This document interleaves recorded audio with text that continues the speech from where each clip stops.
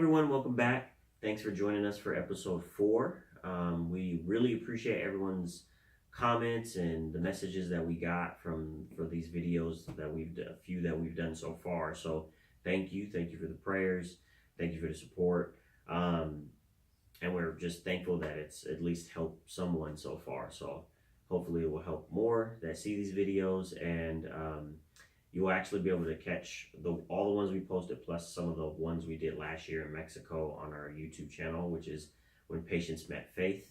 By the time this video posts, all the other ones should be up there, but if not, they will be up there shortly. So anyways, last time we talked about our 7-year wait, which was the time between when the Lord told me that Michelle was my wife, all the way up into our engagement. And so I shared my story, my perspective, regarding that time period. And so now my wife is going to share her perspective during that time frame. So yeah.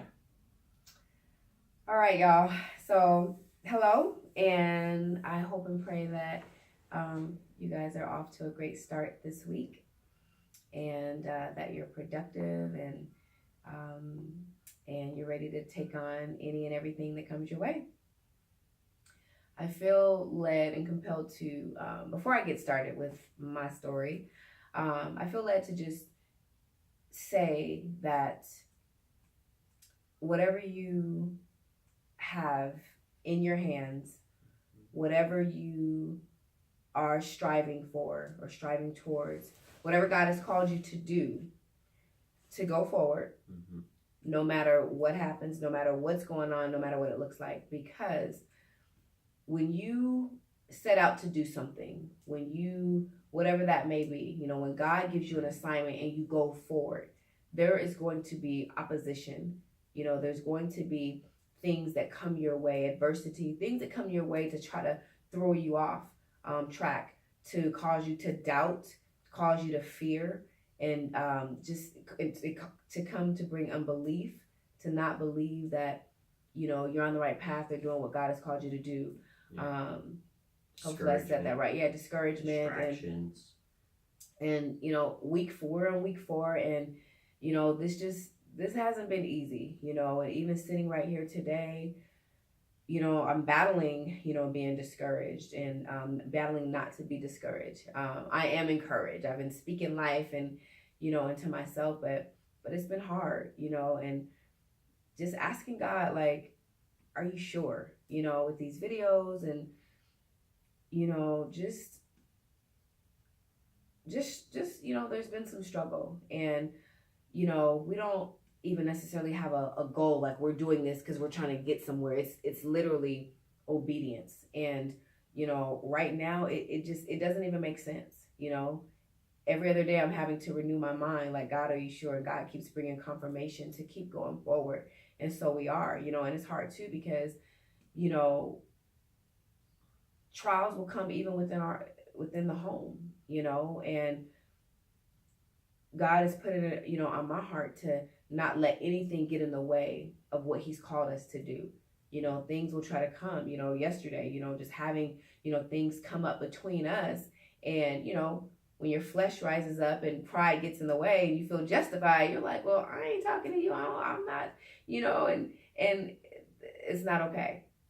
God specifically, told me even yesterday, me just sitting in my car, just worshiping because I was upset. I was upset with my husband. He was upset with me. And, just feeling like I'm not doing this. I'm not doing these videos, And God told me to just pray, pray against that resistance that's trying to come, to prevent you from going forward and doing what I've called you to do. And so I'm just saying to you, by any means necessary, if God has called you to do something, or if you're on a path right now to do something, do not let anything get in the way. If you need to pick up the phone and humble yourself and apologize, don't wait for the other person.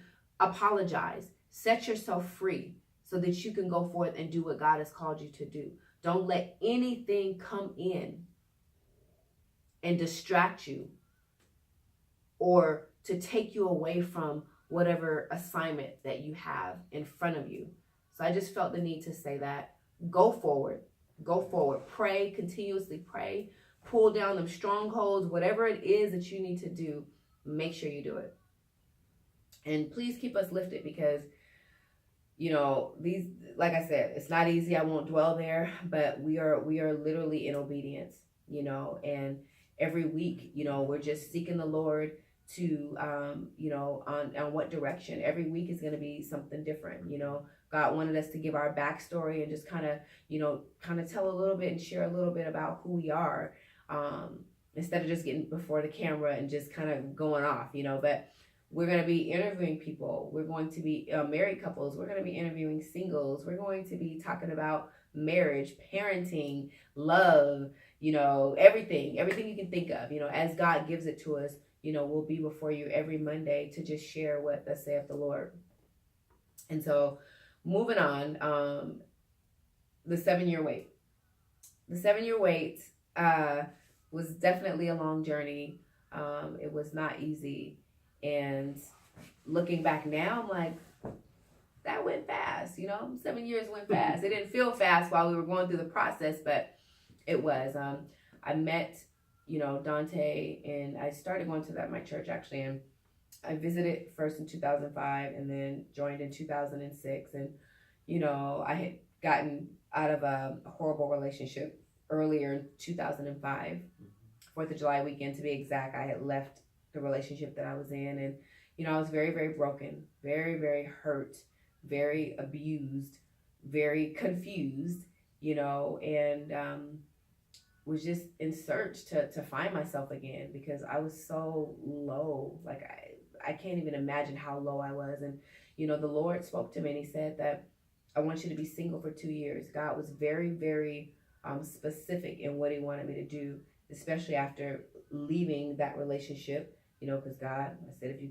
create an exit, I'll go. I went, and God began to, order my steps. He said, I want you to be single for 2 years because I need to build you up. I need to be able to build you up again and restore you. And so, I said, okay.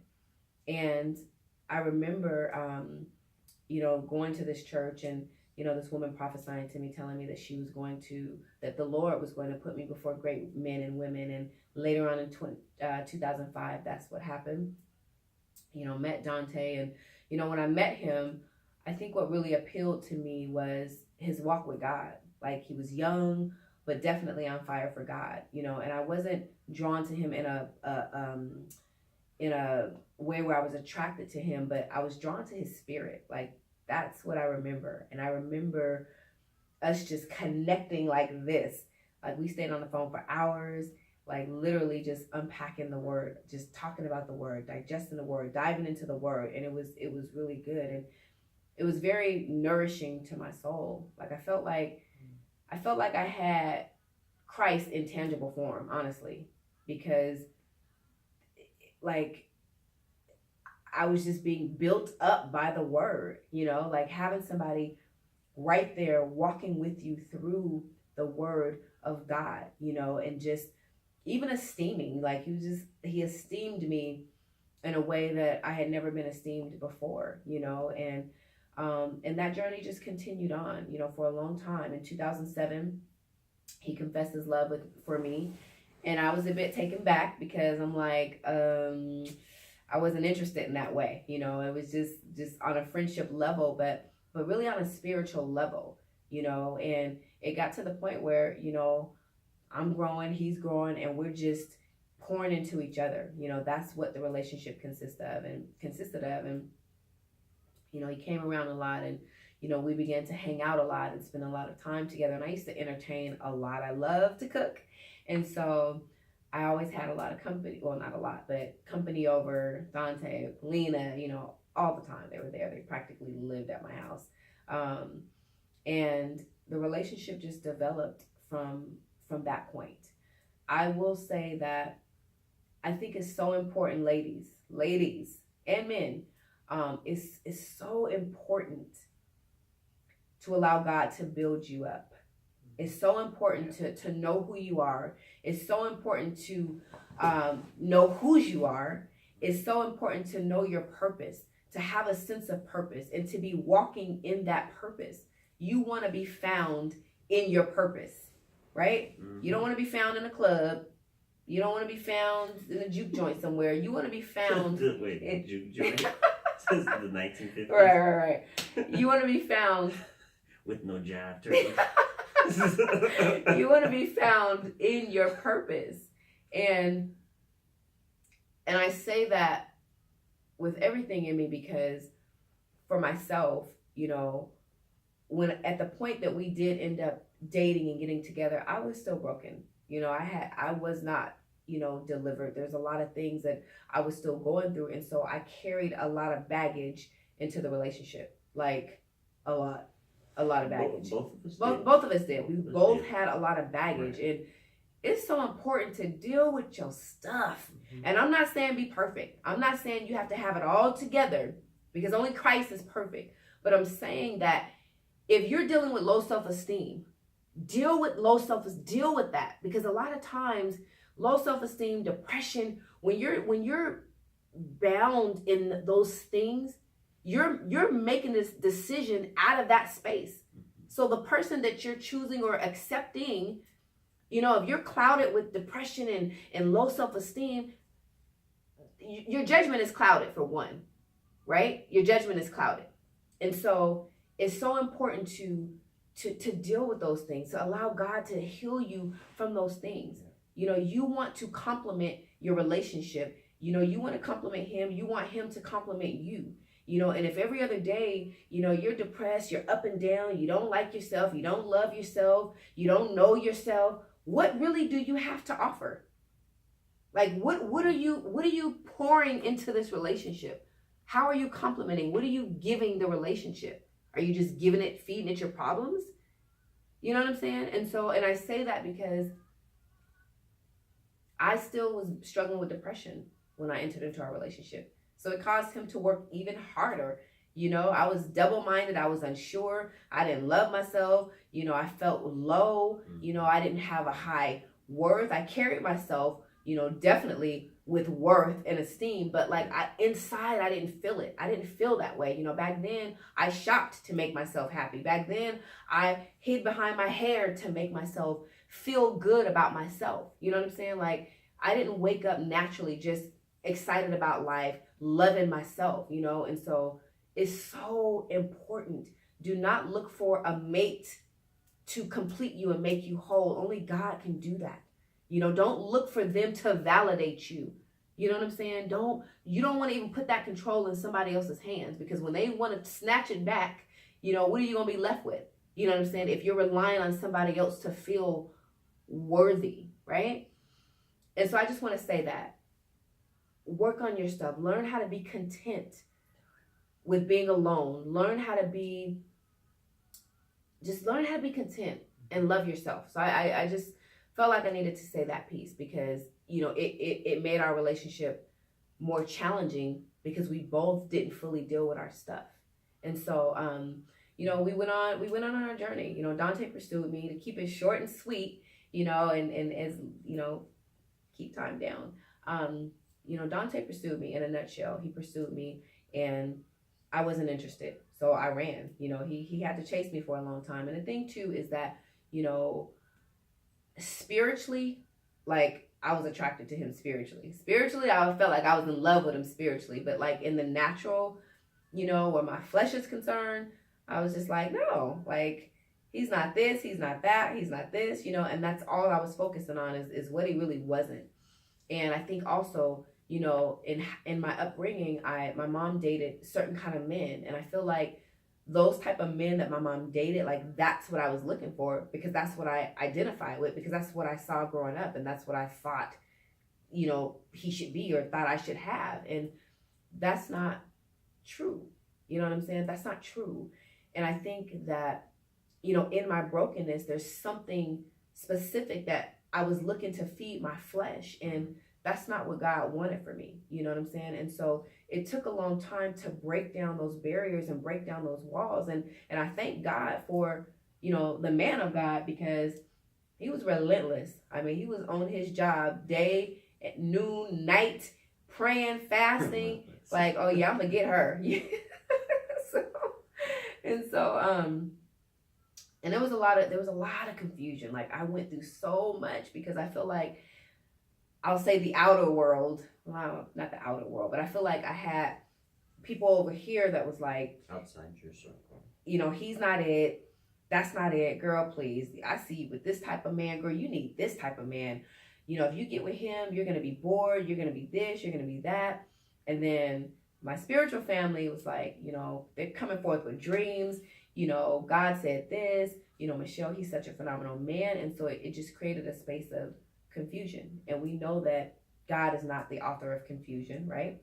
And so even in that, like, if you ever feel confused or unsure, then don't move. You just stand until God, reveals whatever he needs to reveal to you. Don't make any decisions out of a place of confusion, because that's you don't want that. Can I ask a question? Uh-huh. So what do you say to those who